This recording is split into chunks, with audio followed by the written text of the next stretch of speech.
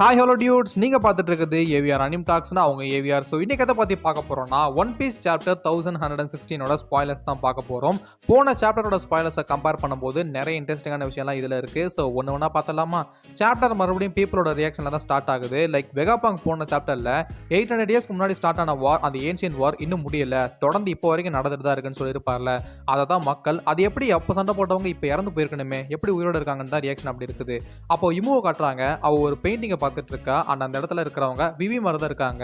So ஒருவேளை அது 800 இயர்ஸ்க்கு முன்னாடி வாழ்ந்த பிரின்சஸ் லிலியா இருக்கலாம். அண்ட் இவளால தான் போனிங்லீஃப் எல்லாமே இந்த உலகம் முழுக்க ஸ்கேட்டர்ட் ஆச்சு. அதனால தான் இமு இவன் மேல சம கோவமா இருக்கிறா. அண்ட் கண்டிப்பா லிலிக்கும் ஜோய் பாய்க்கும் ஒரு கனெக்ஷன் இருக்கலாம். பிகாஸ் அதை பத்தி இதுல தெளிவா இல்ல.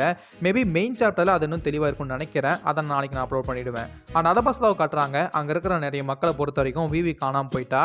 பிகாஸ் அவ என்னதான் world economical news paper Morgan கிட்ட இருந்தாலும் இங்க இவளை பொறுத்த வரைக்கும் அவ மிஸ்ஸிங் தான் சொல்றாங்க. அதுக்காக நிறைய போஸ்டர்ஸுமே ஷேர் பண்ணிட்டு இருக்காங்க.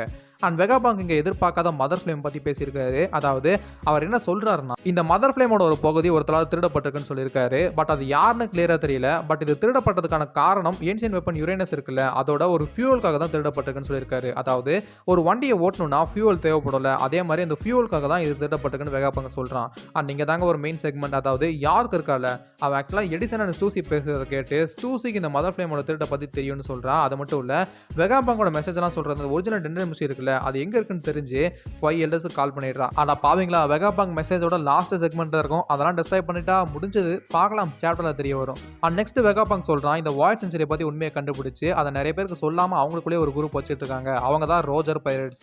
ஏன் இந்த மாதிரி பண்றாங்கன்னு தெரியல, எதனால இந்த உண்மையை வெளியே சொல்லலன்னு தெரியல. ஒருவேளை ஒரு டைமுக்காக வெயிட் பண்றாங்களான்னு அவன் சொல்லும் போது சபோடியா இருக்க கட்டுறாங்க. அங்க ஷாக்கி அண்ட் ரைலி பார்ல இருக்காங்க. அண்ட் ரைலி நல்லா குடிச்சிருக்காரு.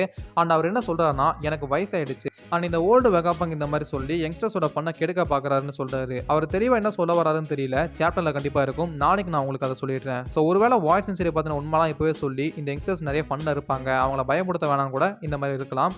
பார்க்கலாம். சாப்டர் வீடியோ நாளைக்கு வந்துடும். அதில் கிளியரா பார்த்துடலாம். ஸோ நீங்க இந்த ஸ்பாய்லரை பத்தி என்ன நினைக்கிறீங்க அப்படின்னு மறக்காம கமெண்ட்ல சொல்லுங்க. நான் வேற தரமான வீடியோ செஞ்ச வரைக்கும் டாட்டா பை பாய்.